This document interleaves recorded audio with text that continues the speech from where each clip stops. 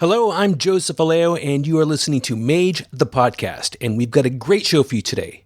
My co-host, Adam Simpson, will be talking about the Book of Chantries, and it's chock full of great information. But before we begin today's show, I wanted to announce the winner of the Enlightened Grimoire giveaway contest. And the winner is Richard Brewster. Enjoy the book, Richard. You're going to love it. The Enlightened Grimoire contains every single rote that's been published in every version of Mage. It's incredible. Now, if you'd like a copy of the Enlightened Grimoire for yourself, you can pick it up at thestorytellersvault.com. And if you'd like to learn more about the Enlightened Grimoire, you can listen to last week's show with my interview with Charles Siegel. Okay, let's start today's show. Hello, Mage fans. This is Adam Simpson for Mage the Podcast, and today the topic is Tomes of Magic, Book of Chantries. This is one of the very first books for Mage the Ascension. It has a number 3 on the spine, and this was one of 2 books that was started before Sotiros Brocato signed on as line developer. The other was an adventure to introduce Mage to new players, and that was Loom of Fate, which I discussed last time I did a podcast. So Book of Chantries is detailing chantries for the game. Chantries are, just to define the term, it's a gathering place for mages. It is a home for them. It is where they study. It is where they hide out. It is where they cooperate with other mages, advance their magic. It's a stronghold for them where they can mount operations that they're going to carry out. It's basically a headquarters for a group of mages, and chantries can be dedicated to one particular faction of mages, like a convention inside the Technocracy or a tradition inside the Council of Nine, or they can be mixed. You can have a group of mages who come together and form a chantry for any reason that is important to them and not necessarily representing a particular faction of mages. So those of you who are new to Mage, now that you know what the word chantry means, there are 2 other terms that we're going to discuss today, just to bring you up to speed. One is node.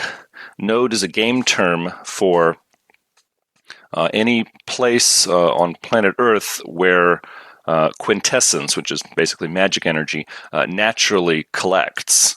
And nodes are very important to mages of every stripe, because once they control a node and properly tap it, which is open it up so that they can receive all of the magical energy that it has, they can use that quintessence to power their magic, to send out to the Umbra, the kind of the spirit world, where they can create what is called a horizon realm, and they can use that horizon realm for a variety of purposes.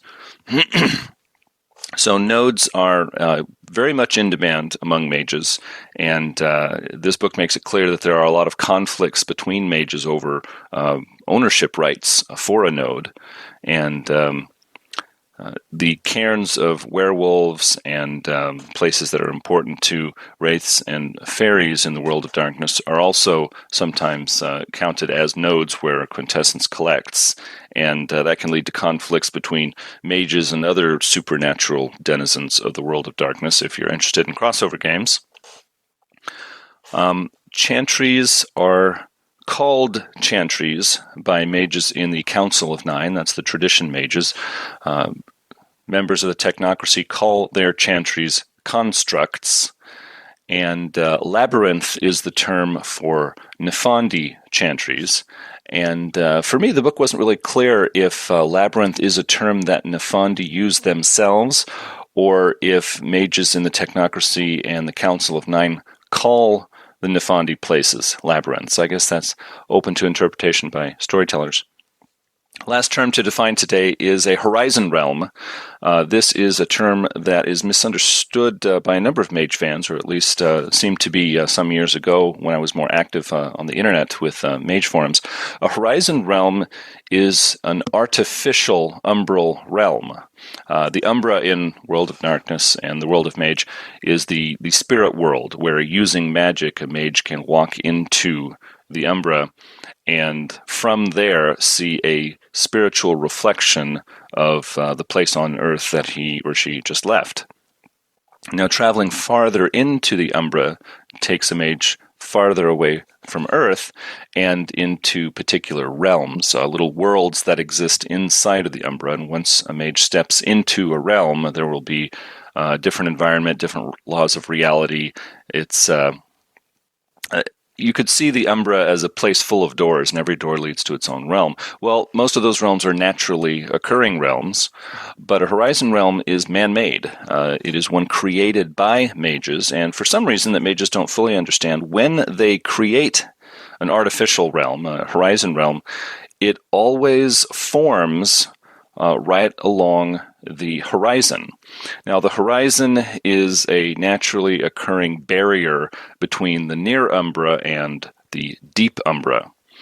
Near Umbra is much more hospitable to werewolves, mages, and the Umbrood, the spirit creatures that exist there. Once you get through the horizon and get out to the deep Umbra, that is much less hospitable. It's the analog is it's kind of like going from orbit out into deep space. The deep Umbra is mostly empty, very great distances between things, and very strange, very hostile beings exist out there. But as I said, horizon realms naturally want to stick to the horizon. And so because of that, they have portals within them that can lead a mage to the deep Umbra or to the near Umbra. And this makes an interesting plot device in the world of mage, because if something that is out in the deep Umbra can get access to a horizon realm, which supposedly is easier than breaking right through the horizon wall itself, then once that being is inside a horizon realm, it's not too hard to find another door to get into the near Umbra. So it's kind of like a passageway for them. And according to mage lore, there are a number of beings out in the deep Umbra who want to get into the near Umbra, because the near Umbra will let them get closer to Earth, and Earth is supposed to be the source of quintessence, of magical energy. So there are a lot of beings that need that energy to further their plans or even to continue existing. So horizon realms created by mages are very desirable to a number of scary beings out in the deep Umbra. So mages have to defend their horizon realms, not only from other mages that would like to use them, but also from unknown beings in the deep Umbra that would try to break through. So very important to have good security once mages create those horizon realms. So the question naturally arises, well, if horizon realms are so dangerous, why do mages want to make them?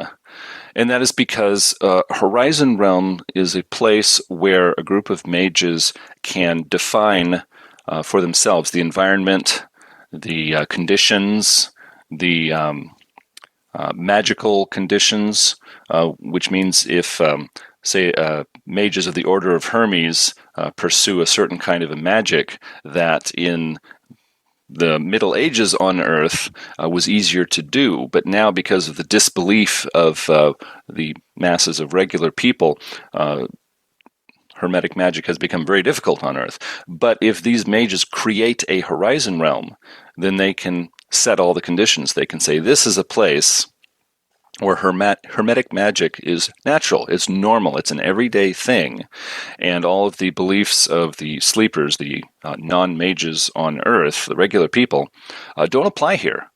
So we are free to do any kind of magic we want. We don't have to worry about paradox. Our magic is going to be easier to perform, so we can create talismans here. We can do very powerful magical effects with much less risk. We can further our magical research without worrying about the difficulties we would encounter on Earth. And also, if we can keep that portal from Earth to our horizon realm low-key, then a lot of people will not even know that we have created this horizon realm. Some people say, well, why not just get one of the umbral realms that's naturally occurring and make a headquarters there?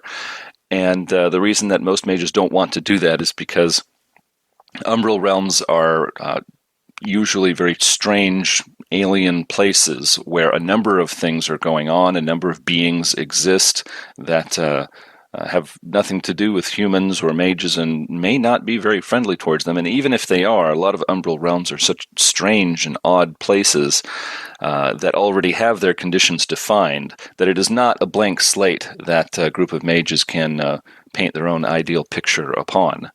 They have to deal with the conditions that are there, and that are usually either very strange or even hostile. So the Horizon realms are very desirable for those mages who have enough quintessence coming from nodes to create them, and who have the necessary magical knowledge to create them. So now that we've got the terms out of the way, chantries, nodes, and Horizon realms, we can talk about Book of Chantries and what it has to offer for us. Book of Chantries is the only book that I know of. I'm pretty sure it's the only book in all of the published mage line that focuses on the topic of chantries. So it makes a great point of departure today for discussing chantries in general once I've covered what you will find in the book. So hopefully this episode won't stretch out too long, and hopefully I'll be able to offer you some ideas of my own regarding chantries that might make your own games more interesting. And of course, if you come up with some ideas of your own, please let us know at Mage the Podcast. We always like to know what our listeners are doing in their own games and what ideas they are having for games they'd like to run in the future. So getting back to Book of Chantries, I can't remember if this was 1993 or 1994, probably early 1994. It's difficult to get exact publication dates on these older mage books.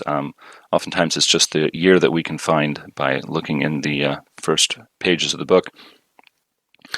A Book of Chantries offers us 4 chantries of the traditions, that is the Council of 9. We get 1 orphan chantry, 3 Technocracy Constructs, and 2 Nephandi labyrinths.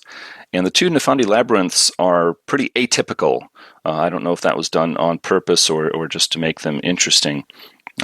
Most Nephandi labyrinths are places where 1 or more cabals of Nephandi have set up a chantry that is to their liking and where they pursue their own ends. The 2 Nephandi labyrinths that we see here in this book are atypical in the sense that one has only 1 true Nephandus, and he has set up shop there where he has coerced a number of tradition mages to basically be his pawns and carry out his goals. And so you could see these tricked tradition mages as being barabbi, that is, used to be not members of the traditions, now they are Nephandi.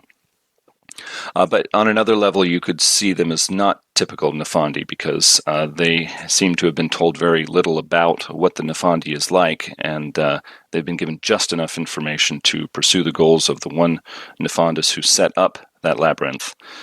The second Nephandi labyrinth is sort of a renegade Nephandus. He used to be a full regular Nephandus, but he is rebelling against the Nephandi and wants to break out of the group and disassociate himself from them. And so it's kind of a lawless breakaway Nephandi labyrinth. And so that's detailed in the pages here. But together, these 10 chantries give us the first look that mage fans had at that point of what chantries are like. Chantries are very important to the game of Mage. They were mentioned a number of times in the first edition core book, and so it was really great that they were able to give us this book as one of the first few supplements for Mage.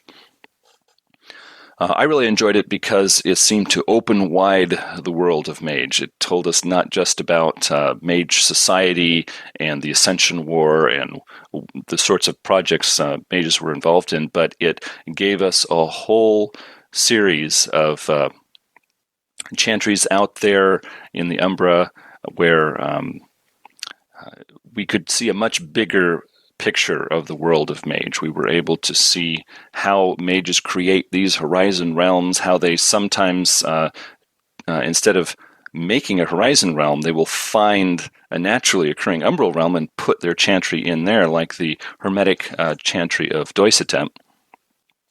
So some of the chantries we see in here are old and very well established. Some are very new. Some could be considered typical chantries for mages. Some are very atypical. And so it really gets ideas running for a lot of mage fans.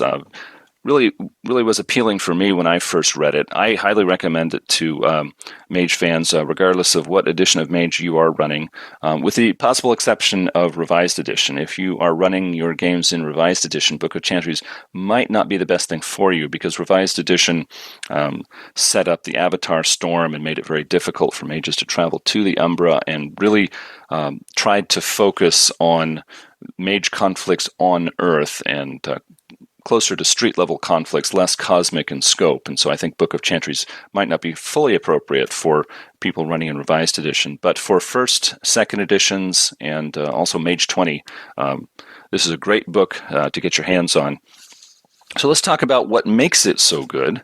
Not only does it give us 10 chantries, it gives us information on how mages tap nodes, how they find nodes, why nodes are so contentious. It really gives us some good information on why mages are struggling so much to get their hands on one or more of these valuable nodes. Also, there is a fairly large section towards the early part of the book giving information about the Technocracy. Now, in these early days of first edition Mage, the Technocracy was seen as a villain group, and Sotiros Brocato, even though he was working on this book, he had not yet really put forth his own ideas of opening up the Technocracy to be a more sympathetic group, and also to be a viable option for player characters. I'm really glad that he did that, but at this point, it was still a little too early for that. So a lot of Mage fans had read a bit about the Technocracy in the first edition core book, but they didn't really know very much about it. Loom of Fate did not give all that much more information, and so there's a section here in Book of Chantries that while it tries to give more information to readers about Technocracy Constructs, that is, Technocracy Chantries, but in the process, it gives a good amount of information about the Technocracy itself, what the 5 conventions are like, how they interact with each other, the sorts of things they're trying to do, how they organize themselves and conduct their affairs. So at that point, it was very valuable for Mage players. Also, there's very good information on not only examples of chantries, but also rules on how mages, let's see, it gives the rotes needed to create Horizon Realms. It gives rotes necessary to open up portals between Earth and the Horizon Realms that they create. It also has a set of rules for how to create your own chantry, but either as a storyteller or even as players. There is a new background added called chantry, and it's from 1 to 5 dots, like the other backgrounds for Mage. And if players take this background, they get creation points, and those creation points can be used in this new rule system in this book for chantry creation. So not only is a set of handy guidelines given to a storyteller for them to set up a chantry to use, and people it with NPCs and use it in their own stories, but players can get together and say, hey, we're going to make our own chantry right off the bat, our own hideout and headquarters. And so it gives rules that players can use. Now, I describe myself as a do-it-yourself gamer, and what I mean by that is when I'm running Mage, I like to create my own NPCs, even if I'm using a published setting or a place for Mage. I usually take out all of the NPCs, create my own. Regardless of what role-playing game I'm running, I like to create my own adventures or stories. I like to handle things myself. I like to change rules of a role-playing game that I'm running. We call that house ruling, or making your own house rules.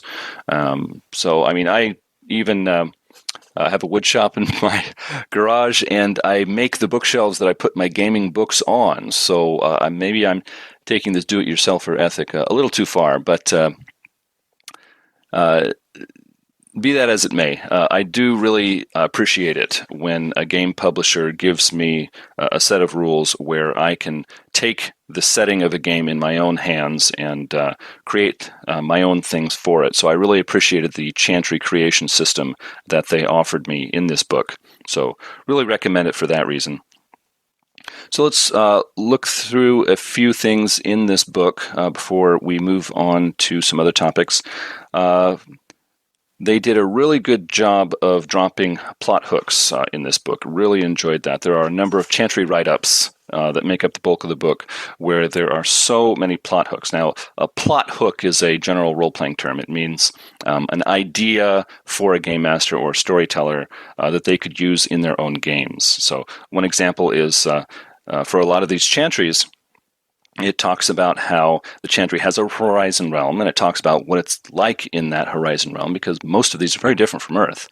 Then it talks about the nodes on Earth that connect to a horizon realm, because you have to remember that a horizon realm is an artificial umbral realm, and not only is it created by mages, but it has to have quintessence feeding into it continually, or it will break down and cease to be. It will just break up and fade away. So any horizon realm that mages create has to have connections, links to nodes on Earth feeding it quintessence.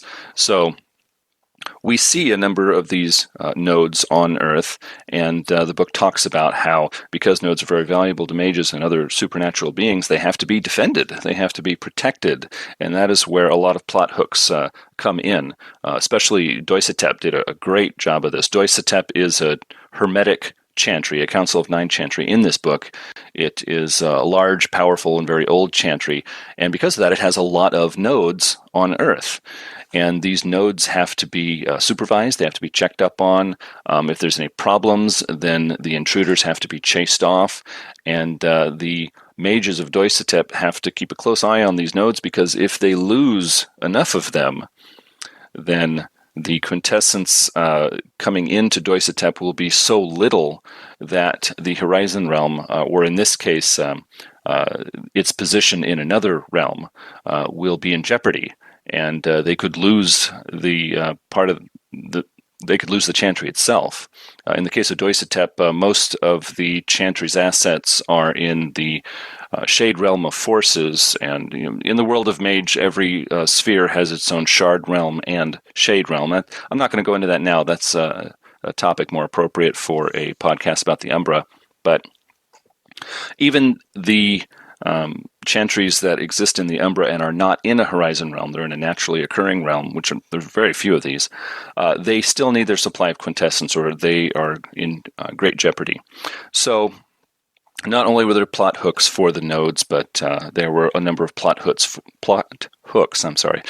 NPCs that live in the chantries. There were plot hooks for possible conflicts or future occurrences in these chantries. So reading through this book, there's just so many ideas for a mage storyteller, and even for players, that it makes it a very appealing book. This book is the first time that we see second edition Dreamspeakers. Dreamspeakers are a tradition inside the Council of Nine, and between first edition and second edition, they really changed a lot. That tradition changed its nature, its background, what it's like. I'm not going to go into a lot of detail now. That's really a better topic for a podcast that focuses on the Dreamspeakers. But I mean, just to make a long story short, it used to be a very, very loosely defined tradition that accepted any sort of a mage that had dreams that pulled them towards this group.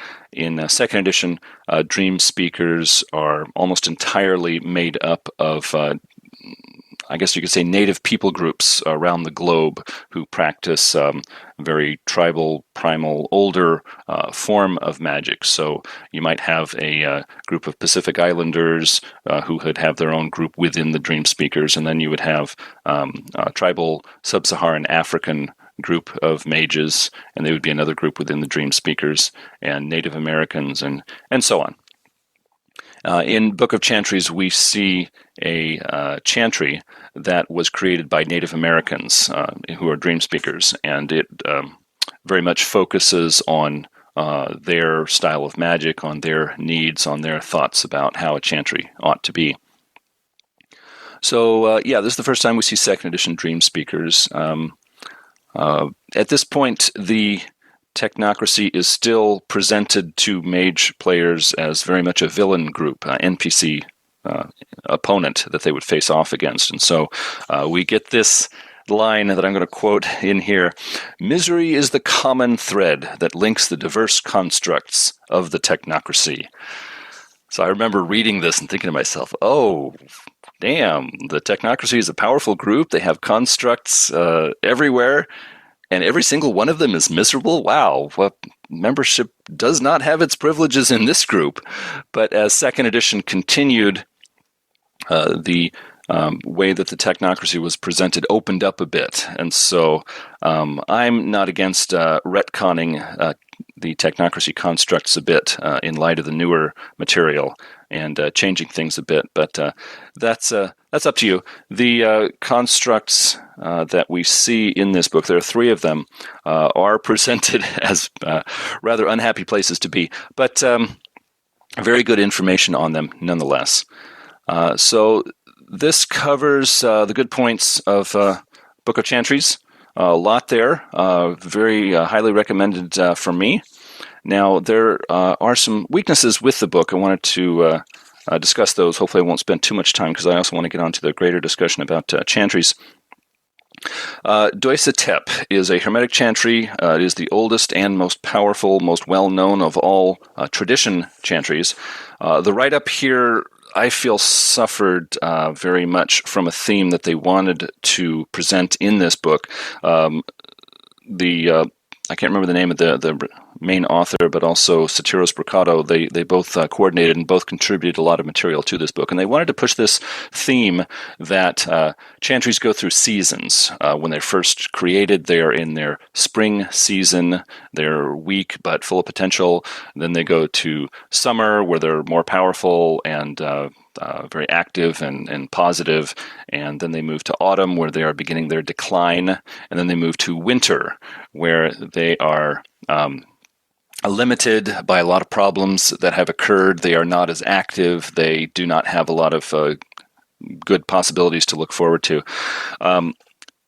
This idea was quite interesting and can be used very well in your Mage Chronicles, but it can also be overemphasized. I don't like to stick to it dogmatically, and this book really wanted to push it by showing it in a number of the chantries, especially Doissetep. It presented Doissetep as a chantry that was in its winter because it was its glory days have passed. It's very old. It's full of too many conflicts, very dangerous ones. It's not near as active as it should be. To be honest, it presented it as a very depressing and kind of a crazy place where mages are they're assassinating each other. Even the new trainees, the new mages who are just learning their first steps, are getting killed in the hallways in the middle of the night on accident. It's such a dangerous place. It was overkill, in my opinion. If I was going to present Doissetep in one of my games, I would tone that down a bit because I think they really took it too far. Also, this book is the first time that we see the Order of Hermes presented as a group of ruthless political backstabbers and manipulators, and I think that was overemphasized in the book. There is a tradition chantry called the House of Helekar for the Euthanatos tradition, and in the write-up, I really couldn't tell if this chantry exists in its own horizon realm or if it exists in the shade realm of entropy. They seem to switch back and forth in the description, and it just wasn't clear to me what they were talking about. Lodge of the Gray Squirrel is a Dreamspeaker chantry detailed in the book, and this for me was the greatest weakness of the book because it has to do with basic themes of the game.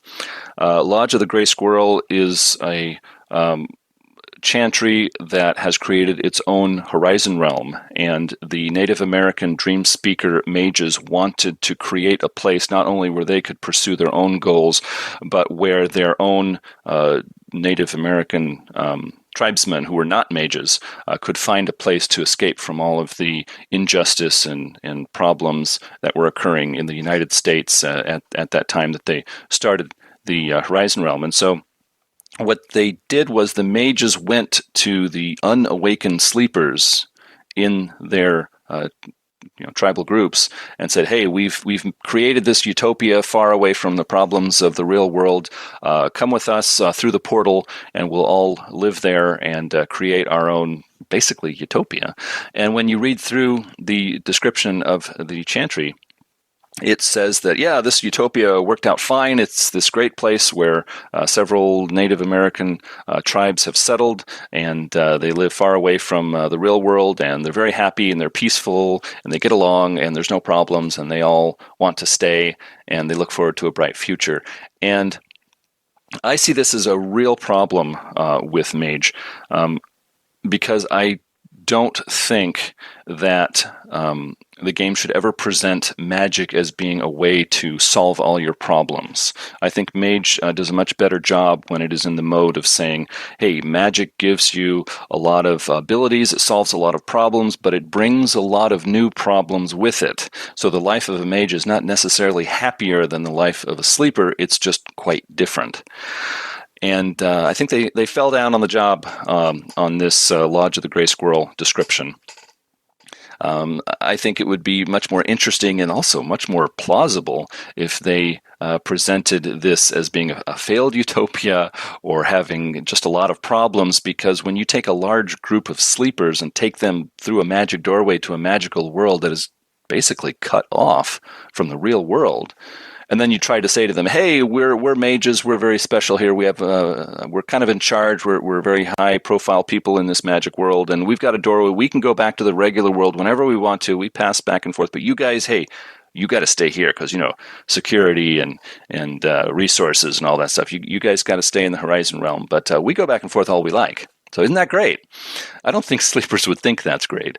I think they would go through the portal and then find that there are a number of resources. Amenities like, I don't know, electricity, plumbing, stuff like that they're not going to find in this world, and they're going to have a very hard time establishing, and they're going to get disillusioned with things pretty quickly. So I think it was a poor idea on the part of the writers to present this utopia where everything is great because magic has solved all our problems.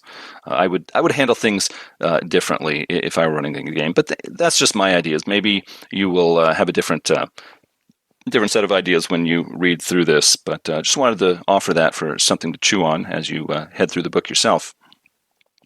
Last weakness that I was finding with the book was there are descriptions of two technocracy constructs. One is called Mecha, and the other called Null B. These are interesting places, but what I had a problem with was in Mecha, they have this setup where they capture enemy mages and turn them into slave workers, and they put these collars on their necks that extract quintessence. And so Mecha is not only a place where the technocracy does their own thing, but it's also a place where they create they farm quintessence, and then they carry it out to other technocracy constructs to help them. And I'm wondering, how do you get quintessence out of people? I don't think that was thought through very well. It says that only mages are created or made into slaves in Mecha, and only mages produce this quintessence. But looking through all the editions of Mage, I see that mages never create quintessence. They always have to go to a node to get their quintessence, or get it from tasks that originated at a node.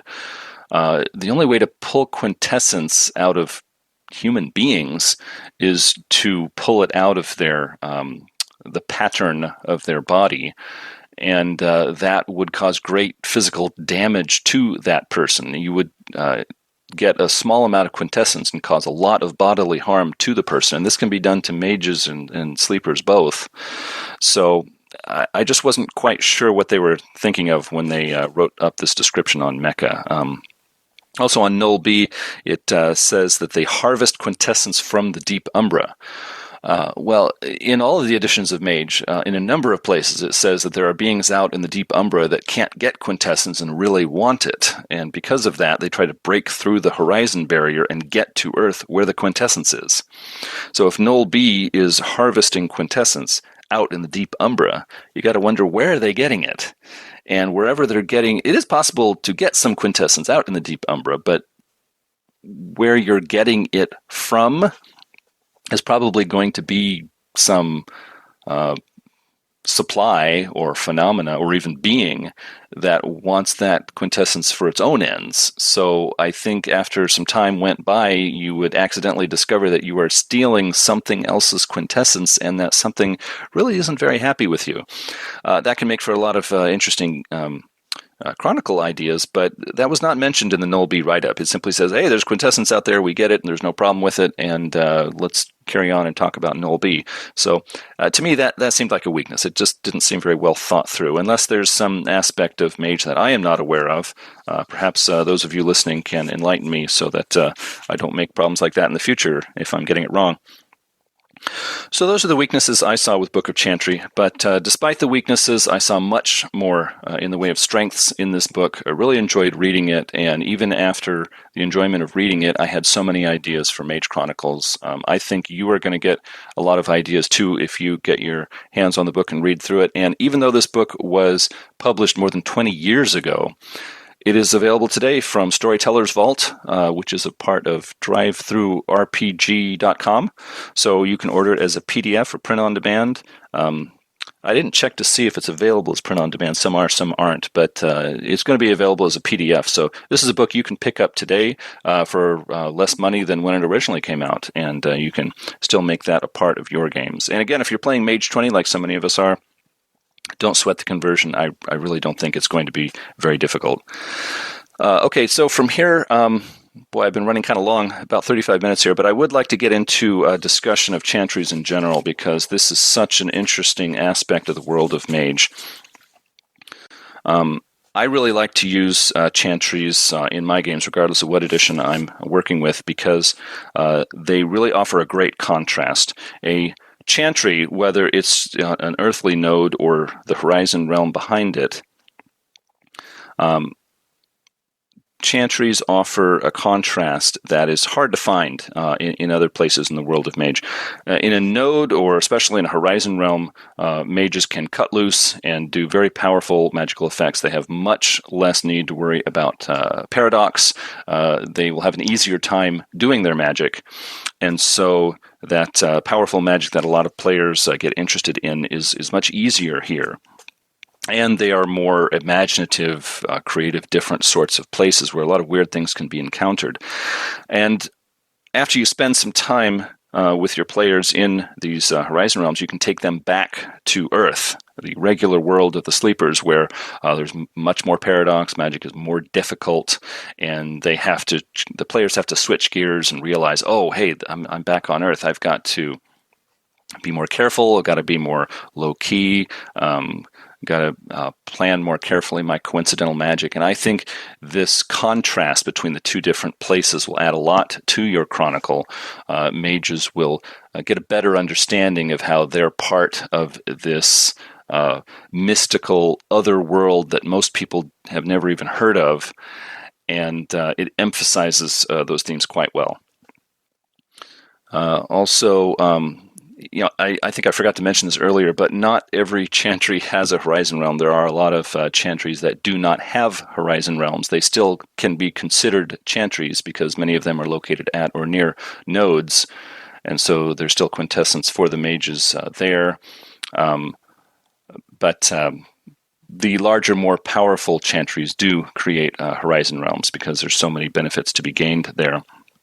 In the book, we get one orphan chantry for the hollow ones, and that is a large two-story house that has no node, no source of quintessence, no horizon realm, but it still counts as a chantry. It's a place where 4 or 5 mages live and pursue their own studies and try to keep themselves safe in the world of darkness. But getting back to the general discussion,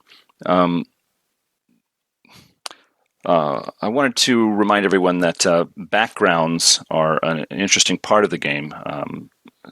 All of the mage characters will spend some dots in backgrounds, and this is the one resource for player characters that cannot be increased with experience.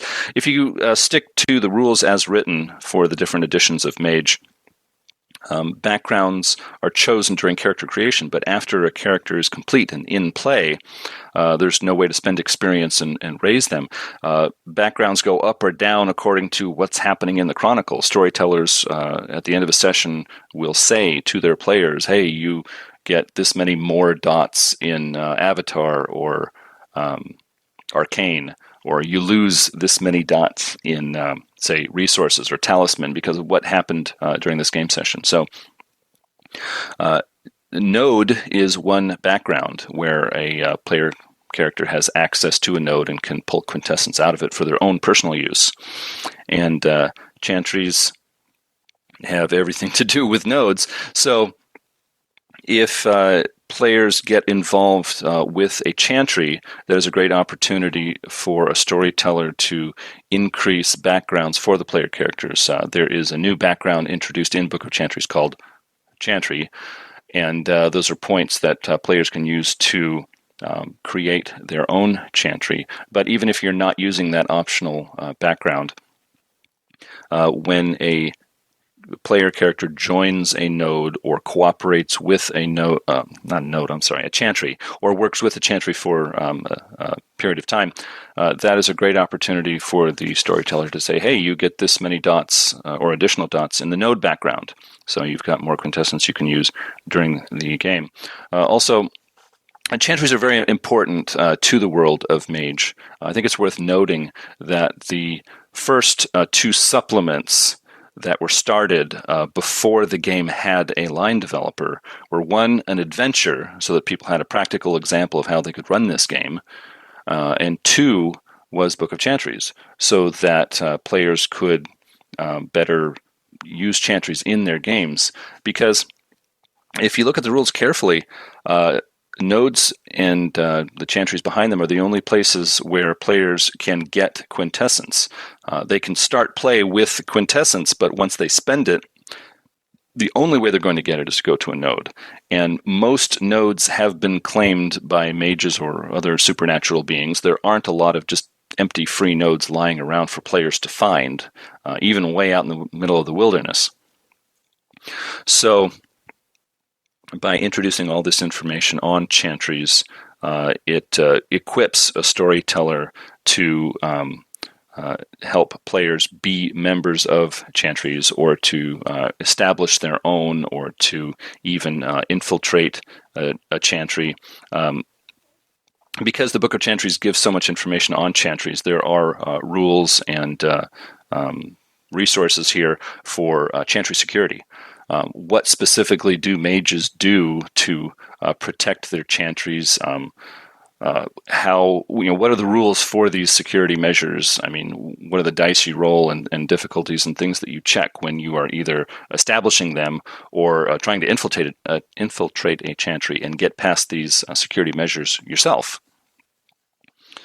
So this book gives you everything you need to handle that. And I think that the writers of Mage intended for players to have their characters be members of chantries. Now, this is guesswork on my part, but after reading the early editions of the book, it really seems clear that the writers of Mage wanted chantries to be a part of these games. They were places where not only the player characters could get the quintessence that they need to power their magic when they're adventuring, but also it is a very rich source of stories, of plot hooks, of connections with other mages. A chantry is a place where a player character can learn from their mentor, ask their mentor for help, get a mentor if they don't have one. Mentor is an important background for mages, but if a player character can start play without any dots in mentor, and if they want to get one, this is a good place for the storyteller to provide one, is at a chantry that they've either joined or visited.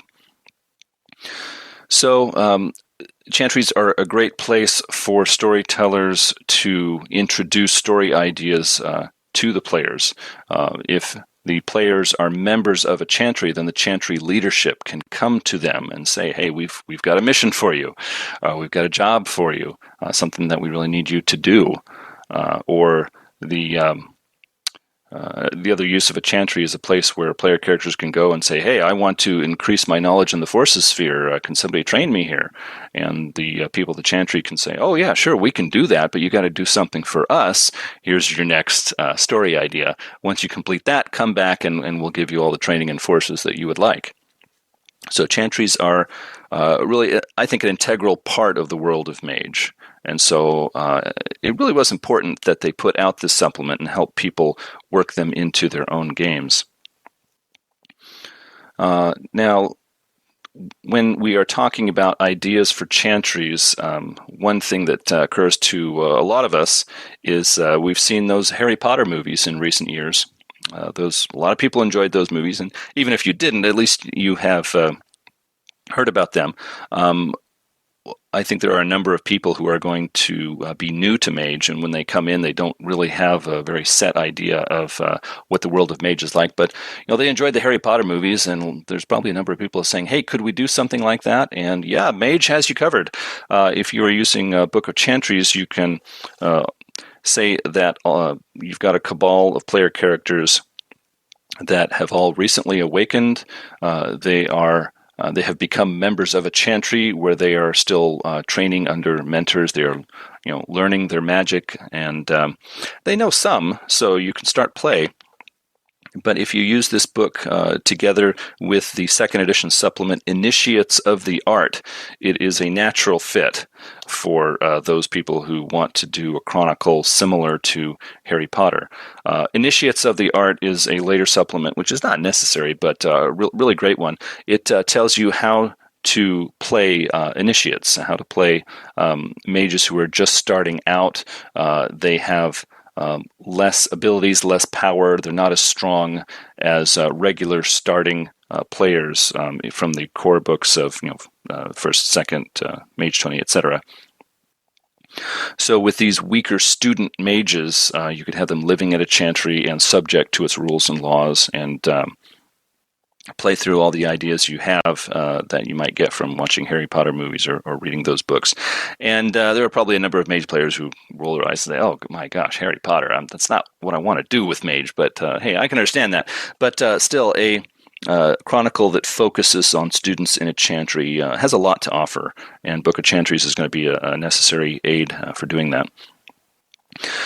Now, chantries often exist within horizon realms that are, for the most part, very far removed from regular life on Earth. And even those chantries that do not have horizon realms are often in secluded places where people do not have a lot of contact with regular folks and regular society.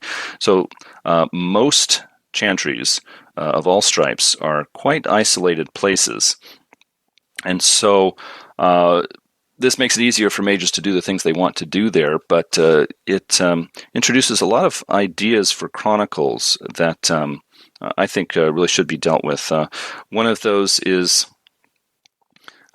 if you get a group of people who all have the same mindset and separate them from regular society, then they can become very set in their ways. I think of the term echo chamber, which is an expression, a place where everybody who thinks alike separates from everyone else, and they all reinforce their ideology and get so dogmatic about it that they lose touch with reality and can get into some very odd thinking, sometimes even dangerous thinking. And chantries have the capacity to become echo chambers for mages of a certain school of thought. So that is something that can be worked with in your chronicles. Also, one thing that I was really wondering about is just marriage between mages. There are a number of examples of NPCs in the published mage books, a number of examples of mages who marry and then have children who awaken and become mages. And it's never really discussed in the book, at least that I can think of. Does the child of two mages have a greater chance of awakening and becoming a mage, or is it just like regular people? Because I'll tell you, if there's any noticeable increase in the chance of this mage child awakening, then I'll tell you right now that every chantry out there is going to make it a priority to become matchmakers for their mages. If they've got single men and women in their chantry, they're going to try and hook them up and get them to marry, because mages are the most valuable resource in the world of mage. There are very few people who awaken and can use the sphere magic. So if there's any way of creating more mages for your faction, you're going to get a really big leg up in the Ascension War. So it would not at all be ridiculous to have a chantry where a young man joins and he really wants to focus on his magic, and the leadership of the chantry comes to him and says, hey, we got this single girl over here who's a mage, and you really ought to take an interest in her. And this young man is saying, no, look, I just want to study on my magic. That's why I'm here. I say, hey, this girl's really something. I mean, she's got the personality of a cold fish, and she's not much to look at, but you're really going to love her. Hey, take her out to dinner on us. This kind of unwelcome attention is going to be a reality if children of two mages are more likely to awaken. So something that I think about, maybe I'm just kind of weird that way, but moving on. One thing that I was really wondering about while reading this book was, how do chantries handle utilities and supplies? I mean, maybe I'm getting a little too far into the weeds here, but they create horizon realms, and most of the chantry exists in this magical realm far removed from the world that we know. So what about indoor plumbing and electricity and internet and food supplies and building supplies and all these other necessary things that mages are going to need? Because a lot of mages live there full time. Not only that, but they're acolytes, they're unawakened servants and employees and helpers are there with them. And there's usually more unawakened people in a Horizon Realm chantry than awakened people. So how do these people get the things they need to live? A number of these chantry descriptions were just saying, hey, they've got satellite TV and internet in here. They have a computer network that a Virtual Adept set up and all this great stuff. And I'm thinking, where do they get the electricity? It's just something I think about. Naturally, in Doissetep, which is in the Shade Realm of Forces, there's very strong lightning storms happening in the sky all the time. So it is not at all ridiculous to say that they put up some lightning poles and harvested that and have electricity round the clock. That's not silly in my mind. But at Lodge of the Gray Squirrel, where they pursue a traditional Native American mode of life, that's going to be more difficult to set up power lines and utilities of all different kinds. Not only would that be very, very difficult to establish on your own in a magical realm that's different from Earth, but there's going to be a certain mindset among a lot of the people there saying, hey, that's what we're getting away from, not what we want. Let's not reestablish all the same problems as Earth. And then there'll be other people there saying, hey, I really like indoor heating. I'm kind of weird that way. I like that. Can I have that, please? So there could be some conflicts over that. It's something that I think about when I read about a lot of these chantries. An important thing that I would emphasize in a lot of my chronicles that use chantries is getting to know the unawakened acolytes and servants in these chantries. I think if mages are going to visit or become members of chantries, there's going to be a lot of things going on in those chantries, a lot of conflicts, a lot of politics, a lot of issues between the residents of those realms. And to get a really good idea of what's going on, instead of talking to the mages, really what you want to do is talk to the acolytes, the unawakened people there. This actually is a very similar theme to a lot of novels written about the Edwardian period in England, which was the very late 1800s, very early 1900s, before World War I. There were a lot of wealthy families, some nobility, some not. They had large estates and manor houses. They had a lot of servants. And in these Edwardian novels, one thing that was emphasized was, if you want to really know what's going on in this family or in this estate, then don't spend your time with the ruling family. Get to know the servants. Talk to the kitchen staff. Talk to the butlers. Talk to the chambermaids and so on. They'll tell you what's really going on around here. And I think that same theme is going to apply to chantries and mage. A lot of the mages are very focused on the magic that they're working on. Some of these mages are quite narrow-minded individuals, and so there's a lot going on in their chantries that they're just not going to worry about or not even hear about. The acolyte staff is very aware of the fact that these mages want to focus on what they're doing, and so they're not going to trouble them with a lot of the day-to-day bits of gossip or problems. So if your player characters really want to find out what's happening in a chantry or gain some influence or some ability to move freely once they get there, then establish relationships with the unawakened acolyte staff. One practical example for you here is, before your players go to a chantry, try and talk to someone who has been there or someone who knows about it and say, hey, well, what are they always wanting there but have a hard time getting? I mean, is there a certain food stuff or a certain supply that they really need and they just can't get their hands on? And this NPC can tell them, oh, hey, well, there's a lot of people there that have a really hard time getting to Earth. There's not much travel back and forth because of security concerns. And so they don't have any way to make their own chocolate. And I don't know about you, but I kind of like the stuff. And so this NPC can say to your players, hey, if you stock up on a couple of pounds of, grade A Swiss chocolate and show up and start handing it out, you're going to make some friends there. And the acolytes there are probably going to take a shine to you, and they'll open up to you and tell you what's going on. And then you can, start with both feet firmly on the ground and understand what's happening in this chantry. Because sometimes mages visit chantries just as a stopping over point when they're traveling somewhere else, or because they're sent on some minor errand from their own mentors. But a lot of times mages are going to a chantry because there's a problem there that they have to solve, or that they have to stay there for some time because they really need to use it as a staging area for something they're doing in the Umbra. And so they need to have a good understanding of what's going on. Finally, I had some ideas on portals. Portal is a game term. It means basically a magic doorway that takes you from Earth to the horizon realm of a chantry, or even from one chantry to another chantry, or from a place in the chantry to a naturally occurring umbral realm. It's basically a magic door.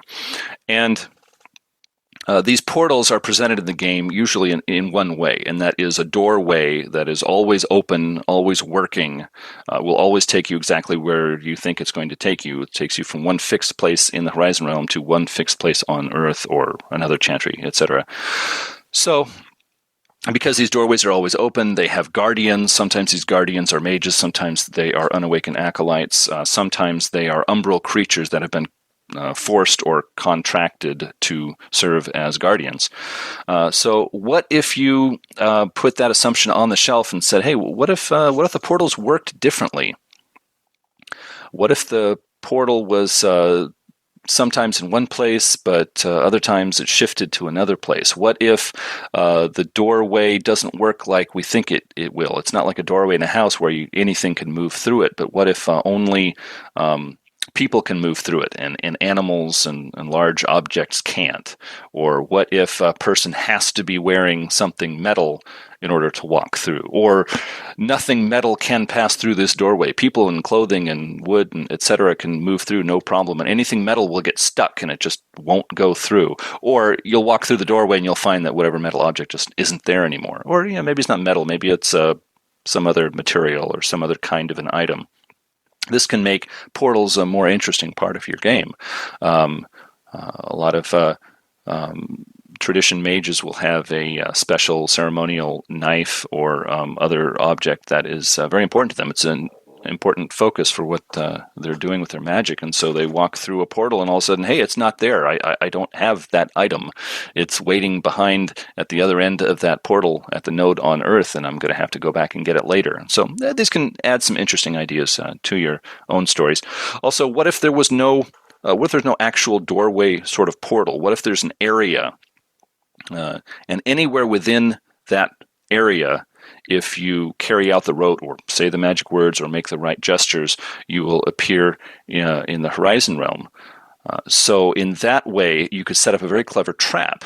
Since most mages expect a doorway, in one of these areas you could create a doorway, maybe against the wall, maybe freestanding. And that doorway corresponds to a place in the Horizon Realm where you've set up a jail cell. So that the regular mages who are a part of this chantry will stand well apart from this doorway on Earth. They will say the magic words and appear in the Horizon Realm. But intruders will break into this place. They'll see that doorway and they'll say, oh, well, that must be the doorway. I'm going to go through there and say the magic words that I've stolen from a scroll somewhere. And they appear in a jail cell. And then the guardian Umbrood spirit in the Horizon Realm would alert the chantry mages, hey, there's an intruder, and he's all bottled up. You can interrogate him now. So I thought that might be fun to try in a story. But there's all different ways you could work with these portals. You don't have to take the assumption that it's just a standard doorway that's always open. So do with that what you will. I was also thinking, what if the portal was like a pool of water? You have to step down into the pool and duck down, and then when you stand up again, you'll be in the Horizon Realm, and vice versa. It's kind of interesting, more naturalistic, and not every player character wants to get all wet. What if you have to take something, an old scroll on paper or parchment, and you've got to get it to the Horizon Realm intact? And now there's a little complication that players have to deal with. Sometimes annoying, sometimes interesting for a storyteller. And you can also have your portals keyed to particular times, like it only works at nighttime, it only works under a full moon, it only works when it's raining. What if a mage or any person using the portal has to be in a certain emotional state to use it? This might get annoying after a while, but if it's a place that the players don't go very often, what if you were to say, hey, you have to be really, really angry or the portal won't work for you? And so now the players are in this perhaps embarrassing situation where they have to get themselves all angry and furious before they can use this portal. It might be fun in your stories. Do with that what you will. You could also say that there's a 3-day delay before a portal can be used again. So if you're chasing someone, they go through the portal. Nope, it's not going to work for 3 days. 3 days from now, you're going to get into the Horizon Realm, and then you'll have to catch up with the person or find out where they went. It's a complication that can be used well. And what if the portal is only an astral sort of a portal? Any person who walks through the portal, their body will fall asleep and fall to the ground, and their mind will astrally travel to the Horizon Realm. And so they will have an astral body, sort of a semi-transparent appearance, and they will walk around in that Horizon Realm and find that everyone else there has an astral body. And so it just makes it different. Maybe you could use that for an Akashic Brotherhood chantry, and just to put a little different flavor for part of your chronicle. It's an idea. I might try it sometime. So moving on, here are some ideas for using chantries in your own chronicles. I'll try to go through this quickly. I'm running a bit long here. Hopefully I'm not boring anyone. What if you were to have a chantry of Sons of Ether or Virtual Adepts? And in this chantry, in the Horizon Realm of this chantry, they have certainly dealt with the power problem. They've got electricity and internet connection very well established in this Horizon Realm. And so the player characters go there and visit. And you could say that your player characters are all or mostly mystical kind of mages. They're not techno-mages. They're not virtual adepts, technomancers, or Sons of Ether. They're like Hermetics or Verbena, Dreamspeakers, etc. And once they get to this Horizon Realm, and after they meet a few people and kind of see how it works, the Horizon Realm is under attack, and the attackers shut down the power grid inside the Horizon Realm. So there's no working electricity. Maybe they use an EMP, electromagnetic pulse bomb. This is a high-tech, real-world weapon that when you set it off, regular people don't see or hear anything. They don't even know that it has happened. But that electromagnetic pulse will scramble hard drives, electrical devices shut down or don't work properly. And so after the attackers have done this, all of the technomages that live in this Horizon Realm can't use their regular foci. They can't use their regular talismans. Their normal kind of magic just doesn't work anymore. And so now the player characters are the center of attention. Their mystical magic works just fine. It doesn't rely on batteries or electricity or hard drives. So they can use their magic to fight off the attackers and earn the trust and friendship and admiration of all of the technomages that live there. So what if you had a chantry that its portal only opened once every 5 or 10 or so many years? And so during that, say, 5 or 10 year period, that chantry is completely cut off from Earth and from other chantries. It's just say it's a quirk of the Horizon realm or the Umbral realm where they established this chantry, and the mages there have just learned to accept it.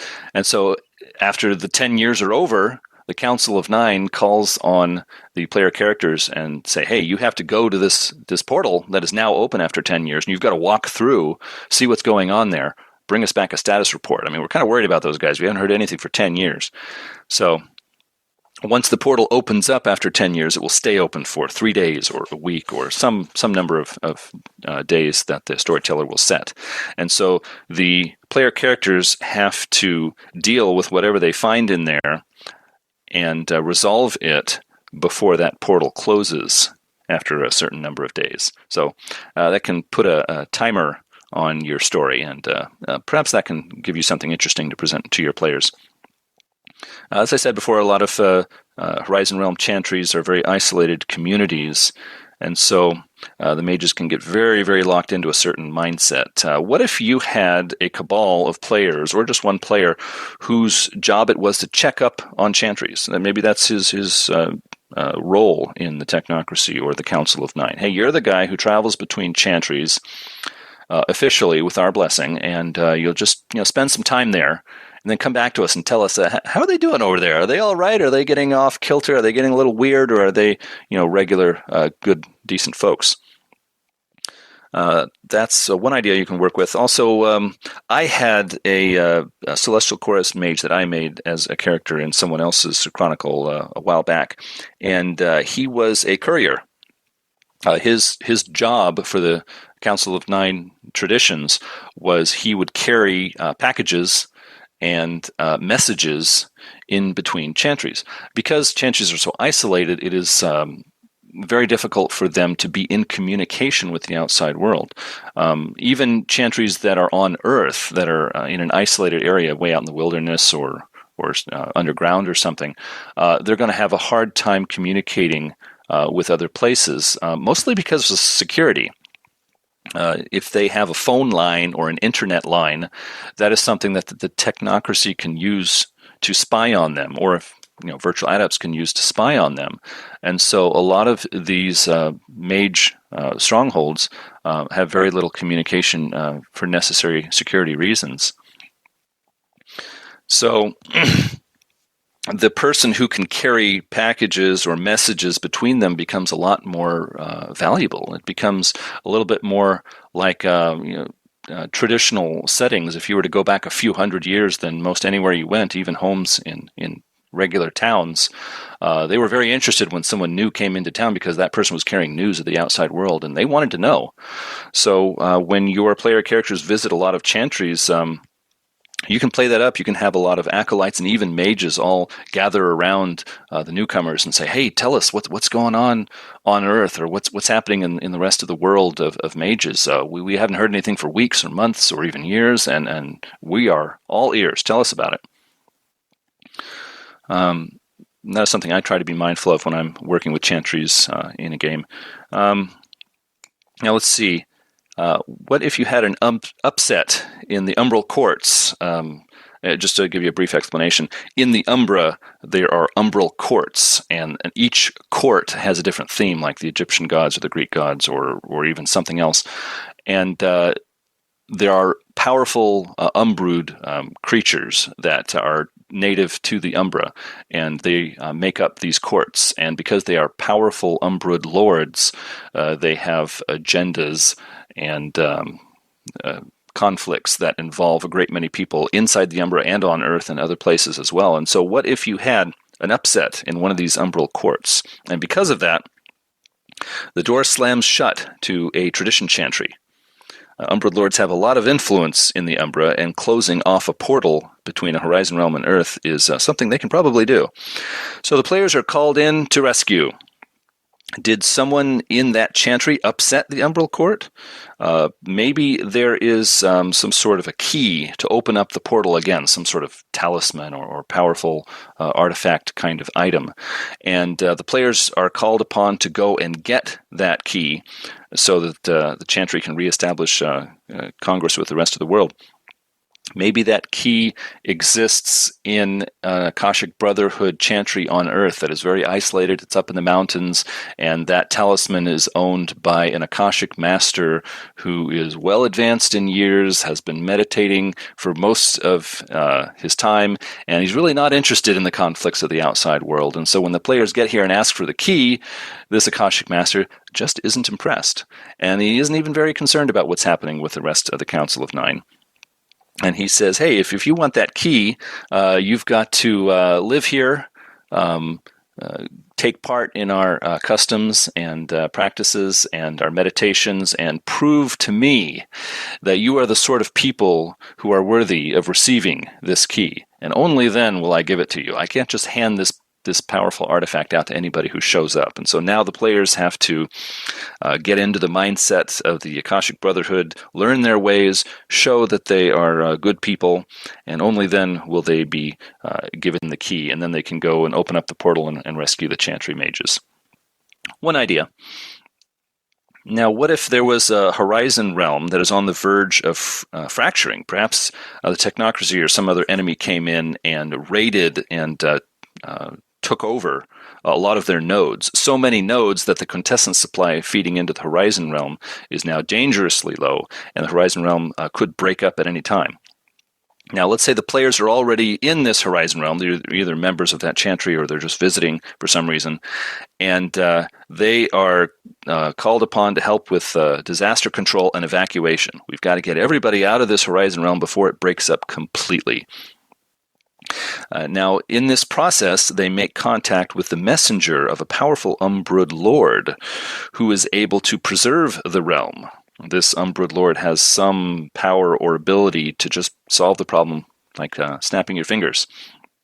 But the Lord wants something in return. This Umbrood Lord says, I'm only going to stabilize this realm and give it back to you mages if you steal a powerful magical treasure that this chantry owns. Some, real treasured, powerful item that the chantry has had for perhaps even hundreds of years and is an integral part of the beliefs and practices of the mages here. And so the player characters are told by this Umbrood Lord's messenger that if they steal this item, hand it off to the messenger, then they will save the realm, they will become heroes of the Council of Nine, but in the process, they will betray the trust of the leaders of the chantry and the other friendships they've made there. So, can they resist the temptation?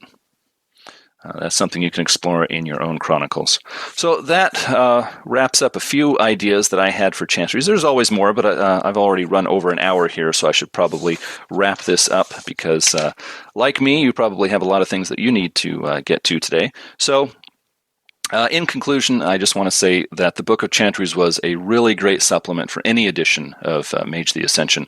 I enjoyed reading it. I've used it in my chronicles a number of times. I would like to continue using it in some future chronicles. I recommend picking it up and thumbing through it, even if it's just a PDF for a few bucks. I think you're going to find something worth reading there. And even if you don't pick up the book, I encourage you to make chantries a part of your own Mage Chronicles. They offer a lot of plot hooks, a lot of possibilities, a lot of interesting ideas to grapple with, both in terms of the power of your own players, but also the possibilities that you have in the game. So, for Mage the Podcast, this has been Adam Simpson talking to you. You can find us online at magethepodcast.com. You can also follow us on Twitter at magethepodcast, all together. Please subscribe to us on podcast. not on podcasts, I'm sorry, on iTunes. Also, if you've enjoyed listening to the show today, there are probably other people who would enjoy it too. And if you give us a good rating on iTunes, then other people will have a much easier time finding us in their own searches there. So you'll be helping us out quite a bit. You can also find us on Google Play and the TuneIn app. We encourage you to listen to us in any way that works best for you. So this is Adam Simpson encouraging you to not only enjoy reading the Mage books, but run a chronicle yourself. Find some players out there, perhaps online, who can welcome you into a game, and I think you're really going to enjoy it. So, well, have a good week, everyone. This is Adam Simpson signing off. Goodbye.